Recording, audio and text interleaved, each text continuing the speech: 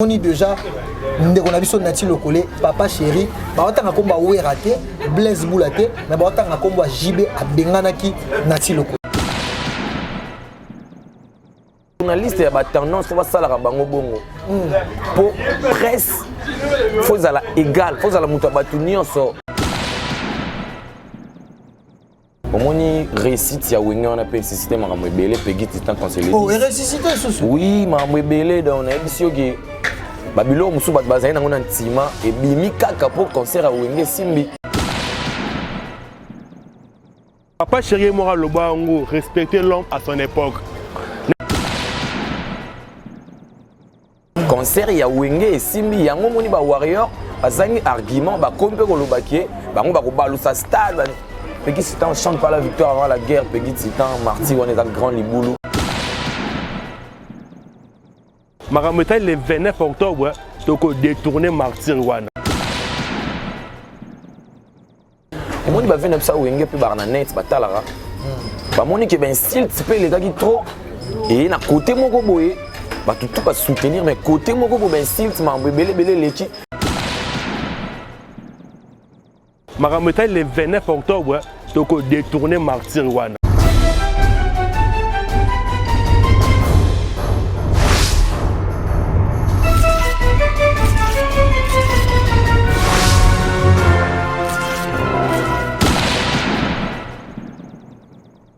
Bienvenue sur cléboa.com. Un grand merci à ma fidèle internaute Nabiso. Tout beau vraiment en scénette, maman et Roland Nabiso. Parce que tu bien Arabino, ma famille Nabiso. Merci beaucoup à l'équipe technique qui m'accompagne souvent. Merci à mon cordon Steve. Merci à Pichou Mangaya, Boss Lady ainsi que notre tonton de la nation. Un grand merci aussi à mon sponsor officiel, Raoul Itono, Prince de Diamant, monté ma Karine Biassa Kabaki, c'est madame, maman na Winnie Sitono. Maman la Carole Litono, maman la Diams Litono. Un grand merci aussi à celui qu'on appelle Dada Die, la l'icône de Dallas depuis les États-Unis. Et pourquoi pas, quand on est aux États-Unis, on a un moni tonton Ngoïka Songo, Babi, royaume de Chicago, Yemuta à Kondara Chicago. Pourquoi pas aussi à Mustapha Kobange. Un grand merci aussi à Kadet et Kassa, la grand frère pop. Motema Bibiche Gatera.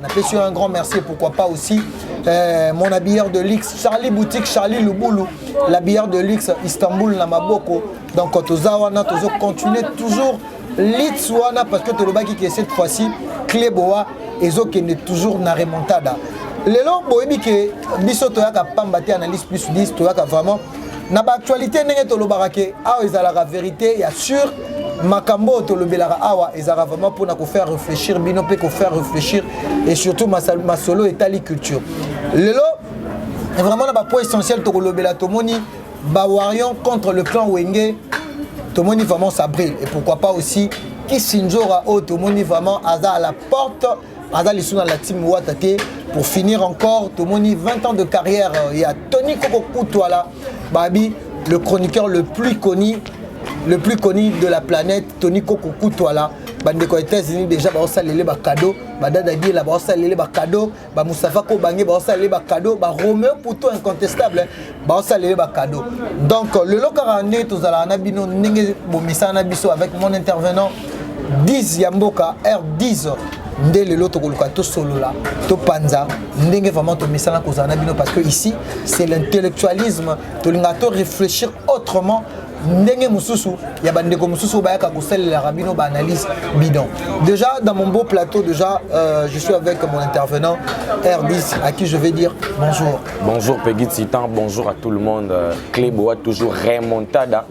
Les gars tolobagi maele na maele salara maele. Donc merci à toi dans la die da Konzi à Dallas. Vraiment na américain qui partage Basile et Lutula ba Basile et puis na Roméo Poutou. Et puis na Chico Samu Lumière à Chicago, États-Unis à Maboko, et puis na remontada. Merci beaucoup. Merci beaucoup, ma fidèle internaute. Déjà, toujours font la parenthèse, Nabiso, déjà, sujet, Nabiso, Tozan, Angolelo, slogan, Nabiso, Zara, Kenon, Noko, Tika, complexe, c'est maladie, ma B, O, et le Kina Sida, O, et si la Kati. 10 parlons de Warion, na clan Wenge, O, tout le monde a sa brille, hein. Le Warion na clan Wenge, Lelo, guerre est déclenchée. Est-ce que tant qu'un analyste, est-ce que Lelo, tout le monde a fallu pour pas aller Kanara, Andimara, clan Wenge, à zo idéologie na bango. Raison ni Lelo, et ça les flamme oyo tout le bagage stade de martyr oyo il fallait remettre stade de martyr le ba combien na niveau même il y a ba là est-ce que c'est bien pour ça? Non, ils ont bien été par rapport à l'image et la culture en Mboka, mais dis-moi, au moins, réussite, il y a où on a pu ressusciter, ma ramoué belé, pégit, c'est un conseil. Oh, et ressusciter, sous. Oui, ma ramoué belé, dans on a dit que Babylone, Moussou Batbazaï, on a un tima, et bimi kaka pour concert à Wenge Simbi. Il y a un autre bagage journal, ce que l'autre Simbi, tu vas remettre la ngoli solo, tu vas relober la ngoli. Concert, il y a Wenge et Simbi, il y a un moni ba warrior, bazangi argument, ba kompe ko lobaki, ba on va rebalu sa stade. Peggy Titan chante pas la victoire avant la guerre. Peggy Titan, Marty, on est un grand liboulou. Bah, venez à biso jibem pianana. Là, j'ai barré na Adèle na stade, na ça va yango. Bah, bêta stade, on a barré na succès. Et puis bah, moi succès il y a des, bah, ok, des. Qui j'ai bah bêti stade plein craqué, pelouse et boum, il fait ton a bêti porte à Martyr et Kouéi. Après 25 ans, bah 5-6 événements où on est ensemble, bah bêti concert et Simbi, allez bah warrior, olé bah ça la pub ya makamuna bango, bah comme que ça la pub ya concert c'est l'équipe. C'est une réaction bah warrior fallait à la nini parce que tout le monde bah warrior après concert ya wenge bango p bah d'aller que ça la promotion à concert na bango. Qu'est-ce qui s'est passé que tout le monde l'élo directement JB Piana Papa Chéri à l'équipe d'émission Noli Tambo s'attaquer directement à l'artiste Fally Ipupa. Fally Azali Kinabango, c'est un Congolais comme Bango. C'est là en famille. Réaction, il y a JB Piana et qui est moins faux par rapport à la polémique parce que il par rapport à la carrière Naïna Fally, il y a une différence. Ouais, réaction à Papa Chéri, bon, ça réaction mon boué. Pour moi, il y a une réaction normale. Au moins, il va venir ça où il y a un net, batalara. Bah mon équipe ben style tu peux les gars qui trop et na côté mon boye bah tout va soutenir mais côté mon go ben style tu m'as belé l'équipe et puis Papa Chéri je bien piano ko fou la innocent pour moi ils ali bandati innocent artiste congolais ça la fierté na mboka Peggy Titan petit wana beta Vodacom 2012 2013 a beta featuring na Con agina Ajnin et puis petit wana lelo azana au moins 10 ans pe ya carrière abeta batip oye binisa tina ba Amérique latine tina ba Arabie Saoudite ba mindele ba bine puis atika ba vu na défaut Peggy Titan beta plus de 100 millions de vues la musique à Congo et salamati az artiste congolais Papa Chéri soutenir yé et ça normal je vais déjà na carrière na yé à soutenir pe Fally à soutenir ba faire alors que ça relève ça assuré bango ne ba na musique ya sika bango ne ba ya na relève côté lo ba lelo to lo ba vérité on est Fally Ipupa à futa je vais la monnaie de singe parce que on dit que lelo marambo guerre ya Fally na JB Piana et banda lelo te et banda kala est-ce que réaction ba warrior ya on te sali que Papa Chéri to Blaise Boula to clan wenge base à la contre Fally non au moins déjà réaction pas oh bah où elle est là ngana to yebité parce que to yebi ki banda solo la bien bazaki bien mais subitement il au moins salement to ka ba spéculation ba rumeur to ngocha ba rumeur ba profiter pour ça ba peut-être vous appelez solo pour preuve exacte et du moins ce qui Papa Chéri azana ba raison na ya se retirer vers Fally azape na ba raison na ye vous comprenez ce qui peut Fally se retirer vers Papa Chéri azape na ba raison na ye pour baza mikolo baza ba responsable pe baza ba star au moins entre les stars il y a toujours de guerre loyale quand c'est le disent pour ba on a souvent ça la musique mais on y a que muto ça la quoi on ça mettait ba bête musique congolaise malgré musique congolaise on a battu bébé ba Fally pe ba ke ba R&B ba ni mais ça la musique à Congo baza ça la fierté la culture congolaise tu vois au moins Fally Ipupa ba venir ça wenge ba remarquer loko moko akoma ki trop arrogant tu vois au moins déjà dans la culture amenée na musique mais dis Fally na loba mabe wenge te aloba ke olelo wenge mto inspiré et malgré il est du quartier latin mais wenge so tali Fally bo c'est du wenge quand c'est le disent babilo ba ko ba balobi ke Papa Chéri jamais ko komisa Inosbi parce que loba ma ke Inosbi c'est un étranger mais Papa Chéri ba tout vraiment ba reprocher makasi ndenge alobi ke akenaki en France à mon musique il y a Inosbi ezobeta a relega ndeke wana directement yo yebika ndenge zalaka on essaie un peu d'examiner c'est directement Fally ngana mona na niveau ya Fally na Inosbi jamais ba kocha Inosbi adversaire à non adversaire pour le même on va d'accord ouais il y a bimi na facilité ce que ça peut-être même soit gagner peut-être les locaux dans un niveau azate ouais au moins ni batunion sur Peggy Titan opportunité faut pas comparer avec Peggy Titan tout le monde a une opportunité morotée tu vois tout le monde a bima ndenge morotée pour to bota marajou morotée to kufa air morotée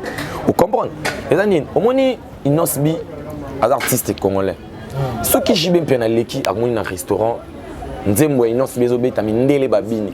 Peggy Titan, pour toi, qu'est-ce qu'on se le dise? Mais c'est normal, je vais comme ça innocent. Pour les artistes congolais, ils ont mindele bazobina. Abetil solo Ouganda, abetil solo à Tanzanie, abetil solo à Innocent artiste congolais. Parce que ça la fait fierté à Mboga na biso. Ce qu'on dit boman ndeke wana, Peggy Titan, bandeke baza ebele na mokili. Bandeke baza ebele na mokili.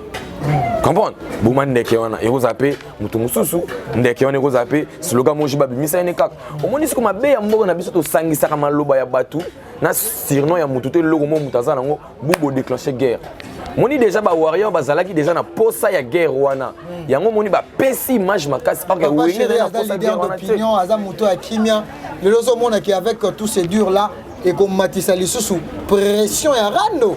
Yo ebi ba warrior comme sa pression à Rando. Oui, Rando ce que zo mata Peggy Titan qu'on se le dise les combat loyal les musique. Les églises de Peggy Titan. Les la combat loyal. Au niveau comme ibo ba warrior faut basani. Nathan oyo ba warrior bazala na camp na bango na bande na bango ba préparer martyr na bango pour les événements Peggy Titan. Ba daju ba betara ba martyr et ça ba pi ba 3 ans. Ba maître Gibbs ba betara ba martyr ba pi ba 3 ans. Mais wenge Betty martyr, puis il y a 3 mois et puis répétition il y a 2 mois et puis il va faire bazaï sous na succès après 25 ans au sangana. Il va faire baton si martyr va venir au côté depuis 10 heures Peggy Titan. Mais Fally il n'était pas contre oui. Alobaki ango to monaka abimaki pe prophète abi ba vient na biso ya wenge tant bozo ya concert on a fait mutu aya na poso na ye. Il avait bien dit ça. Il avait bien dit ça. Il n'était pas contre. Mais il contre pour Nani. Pour événement de Simbi Peggy Titan. Événement Simbi pour battre tout l'isolé de Skalimora Wenge. Et puis les lots bazo bouka lisusu pour le moins $300. Si go l'ixolo on a un monango trop louche. On a besoin d'un petit locola journaliste. Ayaki consoeur. Il y a Wenge 4x4 étant qu'un chroniqueur culturel. Mais tout le monde va checker à la porte. Tu connais qu'on dirait Zaki Buzz. Ezaki réalité tout le monde Blaise Boula a lobby que wana kuta 12 bango ba journaliste ya bato. Est-ce que les lorsque journaliste moko bo lobby la artiste moko c'est pas permis à que ne place parce que tu dis que Clan Wenge na Jibempi na Fally Poupa il y a pas de problème. Et ça les loko mo bondé to bo mana yino to télé milano wana parce que avant makambo et pela tout le monde déjà ndeko na biso nati lokole papa chéri ba otanga komba we raté Blaise Boulaté mais ba otanga komba JB abenganaki nati lokole. Bon pour bengana nati lokole pas biso so bata presse tozaki na stade mais nati lokole za Fally moni Peggy Titan ba journaliste ya ba tendance faut basala bango bongo pour presse faut la égal faut la muta batu nyonso presse goza te goza tendance moko beauté il faut parler de tout le monde quelqu'un qui fait la fierté de notre culture faut qu'on lobela ye to ba lobela artiste ya suka si ya likolo bango tout baza artiste congolais ba vena biso wana eza ba faute de théologie to loba po bango ba pesa tendance qui a lobela kaka mutu moko et puis azo tout na mutu na ba question o eko susciter ba polémique tout à la émission na tilo kolona Fally ozo ba fait ba ça émission ni ba za na parler donc c'est bien préparé yebi déjà ko tout na ye et puis yebi o eko susciter comment ça bien té au moni so qui le ba vena biso ya wenge ba che d'ailleurs bazana raison na bango pour événement na bango idée na bango concert na bango mais presque tout le monde a maki wana ba papi momo ba lagi ba bengani papi momo ba Marius tout le monde ba Christian Lusakwen comprendre ba vena so ba Thierry Kangudi ba ba bengani bango te point ceux qui ba bengani ezana raison pour papa chéri pe baza ba yuma te baza ba noko ba yebi pona nini ba bengana qui veut peut-être asala qui faute moko boy déjà quelque part a bosani pour ba bosanaka au salé le mo bosani aloye yana ba tumsu ba bosana te ba bomba ngo wenge déjà 12 écoles les idéologies la rawana soko qui ma be orozwa 12 on est dans logique ce qui fait dans ça 12 il faut pas bongisa en tout cas venons sur notre lokole tu fais des missions qui toko mais conseil je te donne mon vieux zala pour moutouté zala pour la culture ya moka eza bien le moko ba lobby que papa Chira Sopiboul Papa Chira Sopiboul ya kofula innocent koza très excès de zèle au lieu de innocent bien fula papa Chira zo fula innocent pona ba problème moko babi que papa chéri ada mwana bandalungwa leki na fali pupa idole na bango comment papa chéri akoko matina niveau à réfléchir bongo non pour na kokumisa babi papa chéri eloko ni esalié akokumisa innocent bi Peggy Titan oza intelo et makamonde zalara au moins innocent mais oui que innocent akoma manquer a manquer trop ba Nicolo a manquer Bill Clinton am lelo oui que yena fali ba beta même ba featuring fali pas contribuer à la carrière ya ndiko na biso mais personne na lo bango la guerre froide mais kaka biso ba kinois ba artiste musicien congolais lelo mutu ba komisi innocent bi excès de zèle ba ben papa chéri yuma Peggy Titan que Tito betali sur la personne na nga na ba vingtaine oui Petsu wana ana force intérieure moni mwana wana aza mfamo za beni oui poani Petsu wana na début même ya carrière na ba contester na Vodacom ba baloba déjà que ba voter pour na ba tambongo OK talent là Peggy Titan lelo tozo mona ba yo pe to pesa yo to mona ba type tout Petsu na beta carton plein rien à dire moni Petsu na artiste congolais moni JB Piana les artistes pour na tutu abana ko soutenir l'artiste tout na début ya carrière fallait jibale wana mais fallait ndé JB Piana kumisa innocent bi non soka kumisi innocent bi eza normal innocent bi kutu ndé fallait kumisa ndé innocent balou mais déjà kumisa ka ba vene wana tout petit wana faut ko soutenir ye Peggy Titan c'est la relève de la musique congolaise pour petit wana il a encore à donner à la musique congolaise avant on a ba vingtaine ce qui le artiste munene le roi papa Chira kumisa petit et petit na yo kandeni pour petit wana déjà beta featuring na we Petsu na beta featuring na ba Kofi Olomide a beta featuring na ba Kofi a beta featuring na Ferrigola az artiste na biso Petsu na to PC chante au moins il fallait JB déjà a kumisa ba fali na ba façon tout ba faire na ba ils n'ont rien à prouver Petsu na faut pas kumisa yepo il a encore à nous donner vous comprenez et ça na ngoma beta soki papa Chira kumisi et ça que ba warrior bazo luka ba ben tesel oyoge ba kumisi innocent pour innocent solana baza na problème na fali bomande ba luki ba biloko moko ba bisa guerre bango déjà ni ba na posa guerre pour wenga na posa guerre te wenga sangisi ensemble wenga le seul orchestre 500 bikolo tout na mbala moko ezalati ba boyera tribalisme tongo aluba baza ba swahili baza ba tout baza na orchestre wana ya wenge ozomona ke wenge déjà sangisa ba puis wenge za nzete si déjà nzete là si ba nzete za nzete ba branche ba racine mais lele comme injustice donc mon injustice ba balobi que non ba vie comment beaucoup ça là bino boda clan wenge faut boluka kimia nini na fali bon pour moi guerre ils en ont tiré guerre eza nango te bawa guerre eza te je te dis petit déjà tomoni JB mambalo guerre eza nango te po nini ba ovena biso ba wenge ba ko calculer fali te po baza génération moko te baza époque moko te bazo sala lignée moko te ba warrior ne ba kotisi ba vena biso ya clan wenge na makambu na bango po bango ba se croire que baza danger ba kubuka martyr ba Peggy Titan martyr eza grand. Est-ce qu'il y a tayo mo ata so ba warrior ba lobby ba warrior baza ba fan baza falité le loto on le disent tous ba intellectuel to lingate que non to agir bêtement mais la preuve année qui ba warrior est-ce que ceux qui ba warrior baza ba fan ya fali est-ce que lelo wenge il faut répondre à ba warrior toi que répondre fali parce que ce moni muta au foot à l'époque c'est fali c'est pas les warrior la preuve année fali pe non ça l'émission mo ta lobby ba wenge pour moi c'est que peut faire ba problème na fali ta peut-être moni internet au Peggy Titan pe ici c'est vraiment mbelé. Il y a aussi des gens qui côté internet, ils ont dit de bêtises sur Werai, de bêtises sur JB, bazaba tout Peggy Titan. Tant que yo obi bêtises mon boy pour naïe opposant fanatique ya mututel. Va calculer ba mon nan. A calculer que peut-être yem a assister déjà le rwanda na sei mais ya obimisate. Ozomon, bazape batu, et repita pe lomo et sué nan ciment.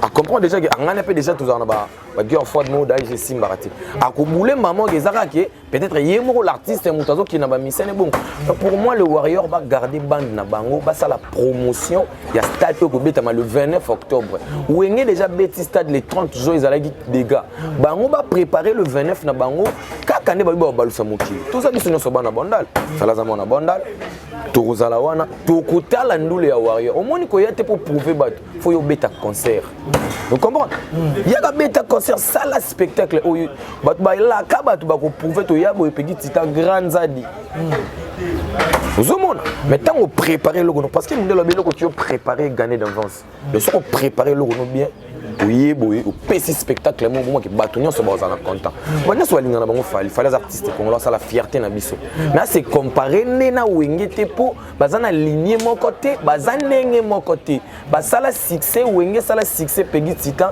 ya ça internet tozola mukana tango ke mango ti Victor ozo la disque bima lala na ba aéroport o na époque a falli na faire basali yango te la preuve ane wenge jibe mpiana na wira bazana banzembo babeta bazana ba concert o ebeta na ba 2000 na ba 99 ebi na makana ba bar ti lelo aéroport non de Pavodi Mayoni Mobutu les grands warriors bon l'histoire ça moko todo bandango journal lelo ça ya concernant wenge na biso mais moi je ne comprends pas papa chéri moi le bango respecter l'homme à son époque l'époque ya wenge to respecter bango vraiment jusqu'à aujourd'hui ba mériter ba respect wana parce que bana ba grand na musicalement la RD c'est pas grand to boya bango te mais et là mo les gamiko to comprendre bango te ceux qui ba betaki martyr na bango tout d'abord na quand sur le plan critique ba saboter biso ba ba biso respect concert lingé banda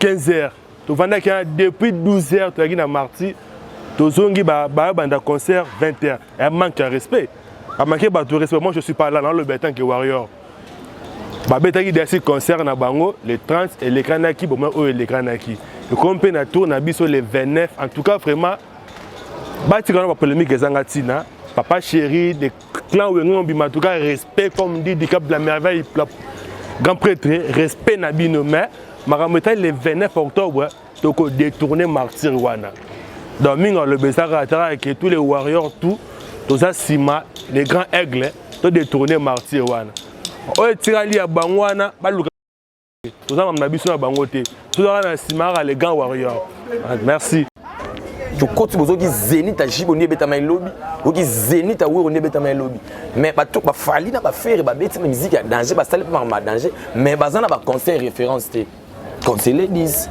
que quotidiennement na boîte bo ba concert moi fallait bien ça exacté concert moi faire exacté mais bazan attend dis pourquoi l'exemple seulement de Inosbi il y a plein des artistes au lieu de sa fierté papa chéri a tapé à côté vrai ou faux papa chéri donner l'exemple seulement de Inosbi papa chéri n'a jamais tapé à côté hein? Mais exemple Inosbi et que akuti nzembo na nezobin samindele il est innocent soit avec le solana depuis quand la papa chéri fois le baron attend au tout le monde a que flamme non papa chéri il fallait aussi à réfléchir malade dans le bien flamme ou flamme pas papa chéri n'a pas de problème avec les warriors n'a pas de problème avec ma fali akutani na artiste congolais zalwa na ye pays mobo na tala bo massa mobo mama na succès na mboka ya ngazana waza congolais isalinga bien mona mboka c'est normal mais na temps oyo yebi ke Inosbi na ba warrior ezala yango na lobby de tigre na ba warrior yango na lobby ezaka ke yebi ke le guerre froide ya fali na Inosbi yango na lobi ke ba warrior ba zukara ba bien tesel wana ndi ba sangisi yango peut-être pour et ça la flamme et sali pour moi ceux qui ezaki nango na guerre c'est warrior ngalo ceux qui peut-être Inosbi na fali peut-être ba solara bien RG ba comme si bon warrior ngalo bata warrior aye nango kaka pour n'intesel ya makamba wenge et puis pour n'intesel entre fali na petit wana Inosbi yango warrior aye nango ke jiba komisi na moment non warrior bazala poser baza dans la ligne na bango ba beta le 29 stade des événements la blague était ba c'est là on ba pibe ba 3 ans pas ba dadju ba 2 ans pas ba maître game c'est le blague était stade le ba warrior baza na bande ya stade innocent yaki moi malamu lelo dans ba rande bila comme beta bakara eza image moto monene na 100% polémique ninga zo beta do fem bula matin kara on dirait bateau bazara na sima Inosbi bazo sepelango to benga pesa ba manque à respect ba politesse mo Inosbi a comment tout le monde a même balangage ceux qui ba yambi et comment il répond na maramba ba yé na yé malgré lelo avec tous ses succès au moins Inosbi petit wana n'a jamais manqué respect on a tala manqué mutu respect rien et ça na ba question ba journaliste ne ba tuna ka petit wana yango yepe éviter ka ko répondre on a tala ba question bila ba tuna mwana wana ata ba bil mutabanda innocent n'a jamais banda bil jamais innocent banda mutu batunde ba banda ka petit wana ce qui a répondre et comme Kazem Poli non il n'a jamais répondu mal na tala ba mission petit wana aki maka kutu ba question vous comprenez aki maka ba question pour petit wana aki maka ba question ba tuna ba question polémique pour petit wana zalaka na succès azan espace na musique à Congo Peggy Tita quand c'est le 10 atika YouTube na défaut plus de 100 millions de vues na musique à Congo vena biso jibem piana wengemen moi na bango héritier Watanabe auto beta mi ange mi démon o cartonné Kinshasa pourquoi pas papa chéri ici fallait faire exemple à héritier Watanabe parce que place iko tolingi siko tozwa vraiment synthèse amambo pour na to sukisa yango pourquoi pas héritier Watanabe o balobi ka ki o arracher bénédiction Nathan oyo fallait tangata comme héritier mais Peggy Tita alobi clair aye na restaurant kuti mindele bazobina nzembo ya innocent so kutaki nzembo ya bina filé angaloba bina filé so kutaki nzembo ya déplique ya fabrication ya angaloba mais ya kuti nzembo ya innocent so bolinga créer mutu musu ndeni so ezaki nzembo hérité angaloba kina kuti nzembo hérité zo beta angaka fula ye pour déjà fula ka ye goga vous comprenez era kuti petit na ye innocent bi artiste congolais mona mobo azana makambu na ye akuti mindele bazobina de blanc danse Peggy Tita c'est normal et ça li papa chéri bien afuli petit na ye c'est normal Peggy on est au vendre beau toujours sur la bourse qui grand mot doit reconnaître que Peggy Tita parallèle 24 heures sauf un apollo c'est que va faire balandanga c'est que va comprendre que na moi quelque part ne lomo na do pesa na presse à Congo c'est ça culture d'Arabongo reconnaître quelqu'un injurté et dans ma bête va reconnaître personne qui c'est bon qu'est-ce que tu souhaites parce que le loto ba que Flamme Ezopela Fali et le clan Wenge qu'est-ce que tu souhaites maintenant ozo souhaiter nini parce que les autres qui moi propriété Wenge ezo sala makambu na bango Fali pe azo sala makambu na ye donc bazan a deux bandes différents ba warrior ba garder bande na bango ba beta musique ozo sala fierté na biso et puis clan Wenge bazo sala époque oyo ba sangisi bango bazo sala yango vous comprenez bazan a deux lignées différents warrior azana makambu faut prouver clan Wenge azana makambu c'est prouver c'est différent papa donc synthèse dans les agues clan Wenge et ça la maman le lot $300 pour le man et ça chaos technique et puis Fali le 29 octobre et ça jour anniversaire à l'Ifantonanga dans un stade douana Torobina Torosete mais cette séparation et ça la bienté pour nous conclure séparation où tout le monde jibem piana ou azala qui à la tête tango Fali à l'oma qui quartier latin bateau ba prier yemwa lubango il est reconnaissant jibem piana to yebi yango jiba bimisa même ba paquet pour un album droit chemin après ça et moi battu et sengaki mais l'autant tout le monde qui est orgueilleux qui a tort qui a raison bon bah venez biso baza ba responsable de un baza ba grand artiste à Moroyo s'il y a quelque chose à arranger faut pas bonner ça s'il y avait des intercelles il y avait des incompréhensions pour tout ça bah humain l'horaire est humain donc l'œuvre humaine jamais parfaite donc baza temps ba yokana ba bongisa lo mon place à bongisa ceux qui peut sengi ba bongisa te mutu ça la carrière musicale na ye et vous allez pas important mais ba ko finga na ndé ba ko déborder au monde ba ko déborder ba lo mabe lelo qui sinjora à la porte likolo ba maloba mabe o leki o bosani na yo ba lo ki ba bi ke ba warrior baza falite baza ba fan papa chéri il doit bien réfléchir le clan Wenge doit bien réfléchir batika ko s'attaquer na Fali a petit na ba père mabele non ba s'attaquer na Fali te donc ezara ki bazo bazane ba yumati et baza ba yumati et puis ba carrière ba fait ba sali ba zape na part na bango quelque part donc ba na minimum ya respect pour na ba vie wana Fali pas na minimum ya respect pour na part ya carrière musicale na sali vous comprenez donc il aura ça les agé Wenge clan Wenge et télémido sala où il faut ça là après 25 ans Fali azana na carrière azo sala pe makambo faut sala na carrière na point bas. Merci beaucoup, merci à Karine Biasaka, Motema Raouli Tono, madame et pourquoi pas à Dada Diel, l'icône de Dallas, Tonton Ngoïka Songo depuis Chicago et pourquoi pas à Mustapha Kobange. Un grand merci aussi à Patou Kapanga, la Motema Suzy Koutikou, bas valeur. 10 autant que combo il y a Yanjora Awa, aujourd'hui à la porte. Et Yanjora, a Elibiso Maluba Moussou, à l'obi a Finga Werate, Yenengazabongo à Lembi. Parce que Kofinga Meleki trop le lot, tout le monde y a un jour a eu une décision et on en apporte. Oyebi Kisinjora, il a aussi beaucoup contribué pour la promotion de Héritier Watanabe. Ouais, Kisinjora a sali la promotion d'artistes et belé Peggy Tita où t'as déjà BCBG, quartier latin, Fali aussi, dans le début de la carrière à Fali, il a beaucoup contribué. Mais peut-être Moni que ça la promotion, que c'est l'artiste marketing, c'est bien bon, mais que ça la peine à droiture, ça la professionnellement c'est très important. On va venir sur un jour ça la marketing mais marketing super comment on va loyenge. La marketing mo zo lukaka ba intérêt mo boy. Tant que c'est la moto marketing, faut c'est la moto marketing vrai. Vous en avez propos mon vrai. Au moins pourquoi peut-être battre à la porte. Au moins hérité comme il est là, habite les sources naïe, carrière musicale, ma camouné tout. Ils ont maison mère. Ils ont 20 ans. Abenga daddy. Daddy signifie papa. Et les gars combo tout, ba koboka ba tout na mokili ya ba wa son ga daddy. Parce que tant oui ba moni que yé a déborder pour na 20 ans. Alors ba propos mon gobo. Moni ba propos msoko loba. Ils ont quand lobby bien au fouli président na yo. Or que aux gafé au lekani quelque part. So ba bimi cela a pour comme ko lela héritier à responsable à un tilo. Ayebi pourquoi ba tia à la porte. Vous comprenez? Bon, porte me soupe la porte mon cas montanement. Zana wana meto yebi to sala. Est-ce que yon dimi que porte qui sinjora ne bat balo bagé Fabregas maestro dans ciment wana. Zomo na ngotege parce que qui sinjora il a bien réfléchi aussi hein. Ceux qui ont dit à réfléchir que aloba a la décision finale qui na longwe parce que ton limite oyebi bien qui sinjora. La tame te mimaye poto qui sinjora banda ko luka poto depuis kala. Même Fali, mais poto même quartier la même Jibem Piana. Elle avait aussi manqué de respect. Na Jibem Piana to bien moi le ba propos morobo. Mais lelo mutu vraiment à longole moi ba fausse wana c'est héritier Watanabe. Lelo andimi atika ba bonheur wana nyonso wana tout monde peut ba auto PC voiture grâce à héritier Watanabe. Est-ce que vous avez que non il y a un main noir derrière tout ça? Bon, main noire, je sais pas si ça derrière main. Au moni musique il est faut tambola bongo. Musique faut tambola soki mutumo ya bureau na yo akenango à côté faut tirer à la porte pour ba obaza ba comprendre que ba sala musala bongo ti. Donc je pas de raison au héritier à tirer la porte na pena ba raison ya un jour raté. Mais s'il y a quelque chose à l'intérieur soki sengi ba bongisa un jour azo attendre na ye Google pas attendre ba solo la ba bongisa. Soki pas moni ki ba chemin se croiser.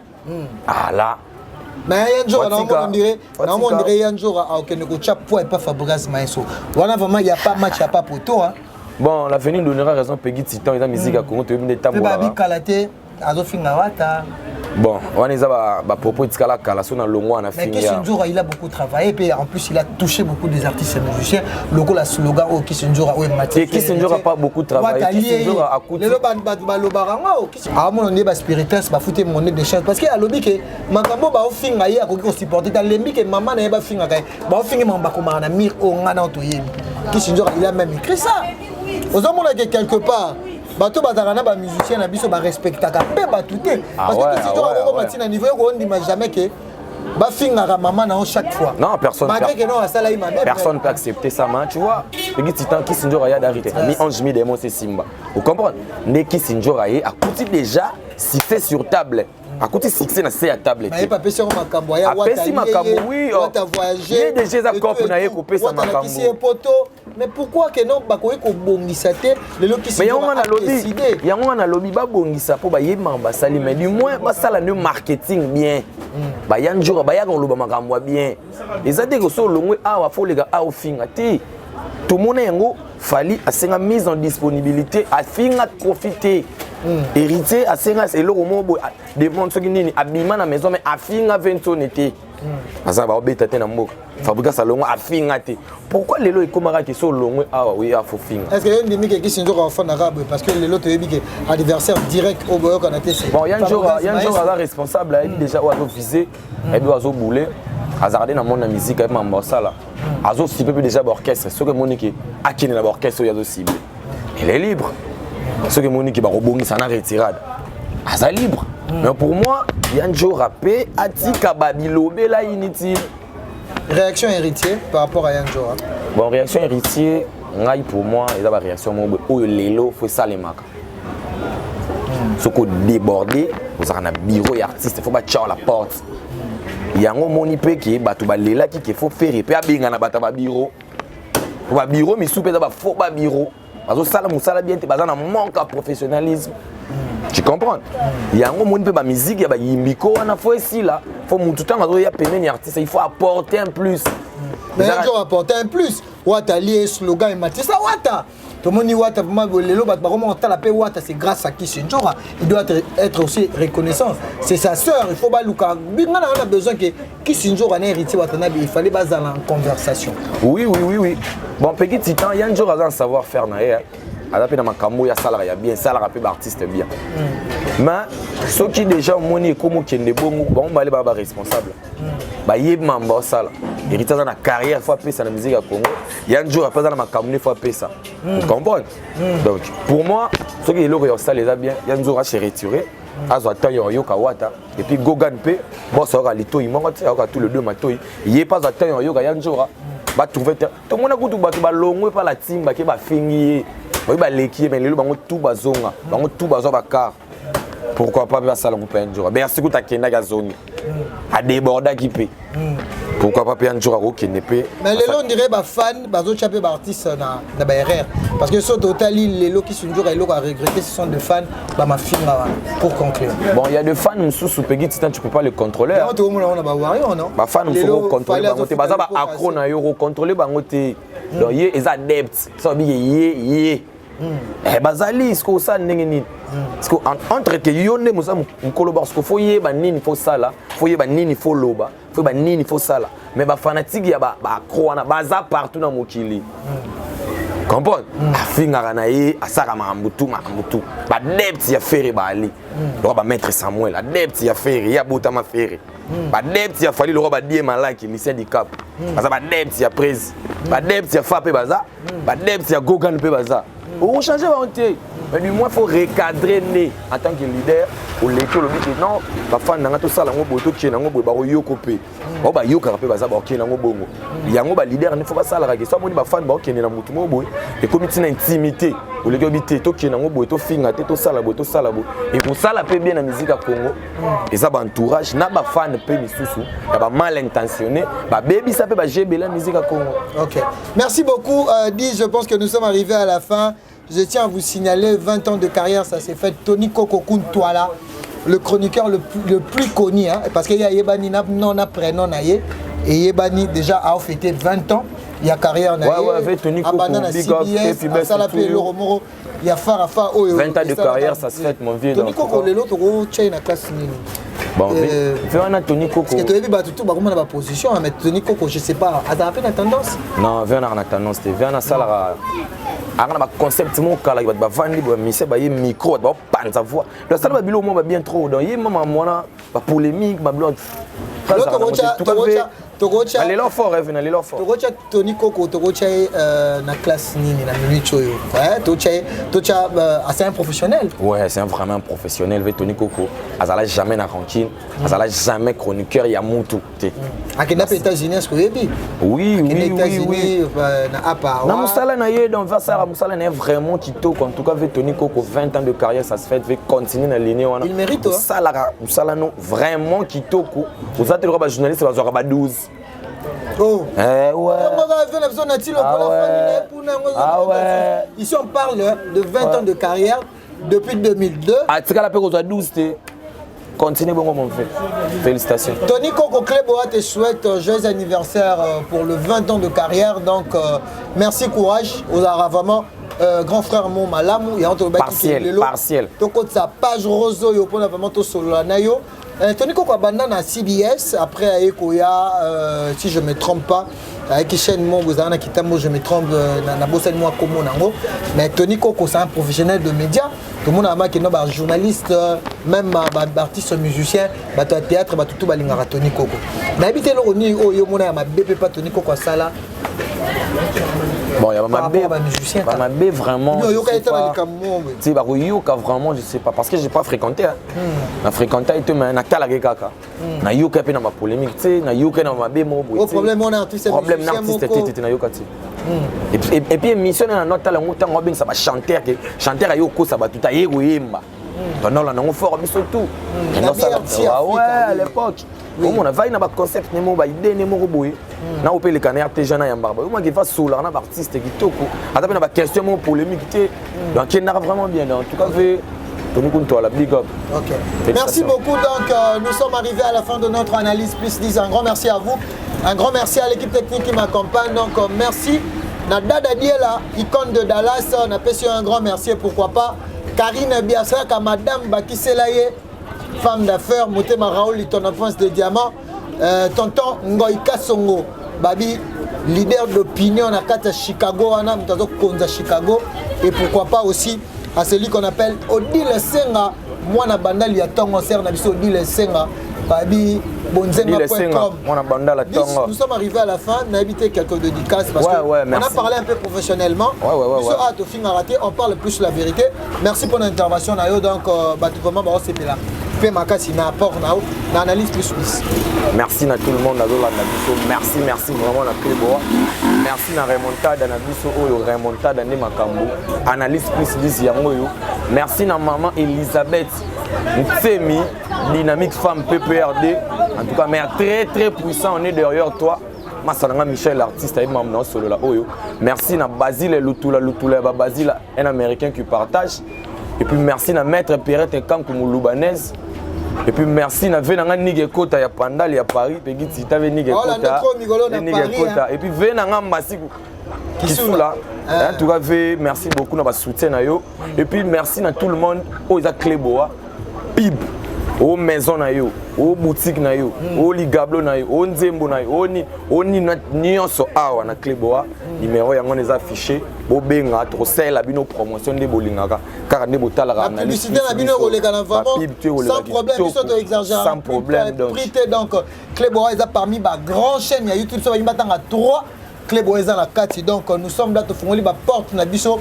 Donc nous sommes au salon. Oza ONG même bande ko na biso boana poto ba ve na biso belé to yebi ke na boana entreprise donc contactez vraiment Cléboa toza wana joli kabelo Cléboa yango yo vous êtes belé na biso Placide Ebio to ana besoin na ba Romeo Poutou to ana besoin na yo papa Philippe le Noir yom to zakana ba magasin to zakana makambu de Dallas so ba tout à Dallas yana bango yo sala promotion na Cléboa to fungoli déjà ba porte na biso toza zela parce que awa toza ba puissant to vraiment to moni deux têtes d'affiche ba fandi le lo ba opesa Maître Samuel le deuxième dans na bandal to opesa fierté à Cléboa a to finga raté a to tanga akoma batna ninga mabete to réfléchir ça rappelle to lo ba vérité il y a sûr Mikolo te olo baraboye pour tout ce qui ça nokotika complexe c'est ça faux maladie ou ici la raté le rôle à sida bana montre maintenant na bango za muki